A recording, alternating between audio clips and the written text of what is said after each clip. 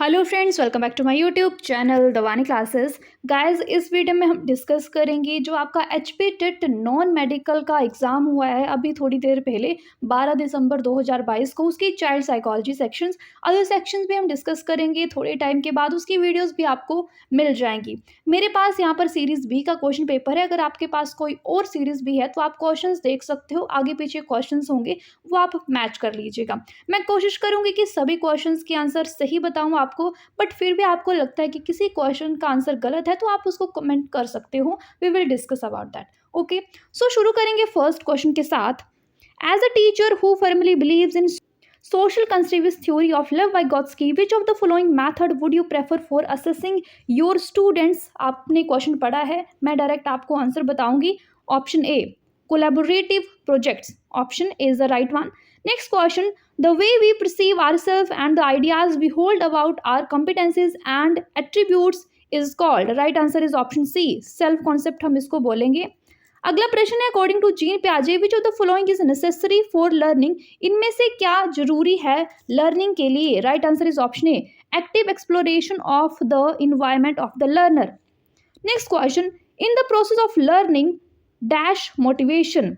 Learning के process में motivation क्या है? Right answer is option D, it creates interest for learning among young learners. Next one, the concept of object permanence is attained during Piaget's which stage of development? जो object permanence था वो किस stage में develop होता है बच्चे की? Right answer is option A, जो हमारी sensory motor stage है उसमें बच्चा जो object permanence है उसको सीख लेता है। अगला प्रश्न है, सॉरी थोड़ी सी पिक्चर क्लियर नहीं है बट मैं आपको क्वेश्चन पढ़ के सुना दूंगी, आपको क्लियर हो जाएगा। एजुकेशन क्या है? एक ट्राइपोलर प्रोसेस है। अब यहाँ पर ट्राइपोलर का क्या मतलब है? What is tripolar in this statement? So tripolar यानी कि जो एजुकेशन है उसमें तीन चीजें जरूरी हैं। एक एजुकेटर यानी कि एक टीचर, दूसरा स्टूडेंट एंड तीसरा जो टीचिंग लर्निंग एनवायरनमेंट होता है वो। तो यहाँ पर कोई भी ऑप्शन आपका सही नहीं है, इसलिए right answer is option D, none of the above. Which is the oldest method of study in educational psychology? ये आपके मेडिकल टेट में भी आया था, सबसे पुराना मैथड साइकोलॉजी की स्टडी का, that is introspection method. Option B. Freud emphasis the role of dash in shaping. Again ये क्वेश्चन आपके मेडिकल टेट में आया है। Right answer is option C, unconscious desires. Next question, according to पियाजे the four basic element in development are. एक तो पियाजे ने चार हमारी स्टेजेस दी थी, साथ ही उन्होंने चार एलिमेंट्स भी दिए थे। तो वो चार एलिमेंट्स थे maturation, experience, social interaction and equilibration. Option is the right one. Most human behaviour, जो मोस्टली ह्यूमन बिहेवियर होता है, can be easily explain, has multiple causes, stem from unconscious desire, depend on social influence. Right answer is option B, has multiple causes. Which theory of the child development is based on feelings? Right answer is option D, psychoanalysis. Next one, psychology is a। Psychology क्या है? तो ये जो question है ये थोड़ा सा यहाँ पे इन्होंने आई थिंक गलत प्रिंट हुआ है या फिर इन्होंने गलत दिया है, क्योंकि साइकोलॉजी नेचुरल साइंस भी है, फिजिकल साइंस भी है, बायोलॉजिकल साइंस भी और सोशल साइंस भी है। तो आई होप कि आपको इसमें ग्रेस मार्क मिल जाए। बाकी आपकी जैसे आंसर की आती है तो हम उसमें देख लेंगे। Adolescence is the period of stress and storm. किसने कहा? बहुत ही इजी क्वेश्चन है, बहुत बार हमने पढ़ा है कि एडोलेसेंस को स्ट्रेस एंड स्टॉर्म का पीरियड कहा। ये कहा स्टैनले होल ने, जो फादर ऑफ एडोलेसेंस भी हैं। विच of the following is not a psychological learning theory? इनमें से कौन सी एक साइकोलॉजिकल लर्निंग थ्योरी नहीं है? तो आई थिंक ये है कोग्निटिव फील्ड थ्योरी। बाकी आपको लगता है कि कोई और है तो आप कमेंट कर सकते हो, but insight and reinforcement theory तो नहीं होंगी। थोड़ी सी कंफ्यूजन है mental discipline and cognitive field theory में, तो आई थिंक इसका आंसर होगा cognitive field theory. Okay,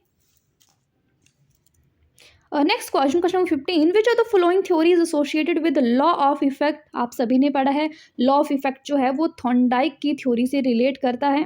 psychology science of mind defined by dash school of psychology. Psychology को साइंस ऑफ माइंड कहा, और ये जो पर्टिकुलर स्टेटमेंट है ये दी है विलियम जेम्स ने। तो विलियम जेम्स क्या है? एक फिलोसोफर हैं, एंशिएंट ग्रीक फिलोसोफर, इसका राइट आंसर होगा। Teaching is an interactive process, who has defined it? किसने कहा कि टीचिंग एक इंटरैक्टिव प्रोसेस है? Right answer is option D, Edmund एमिडन।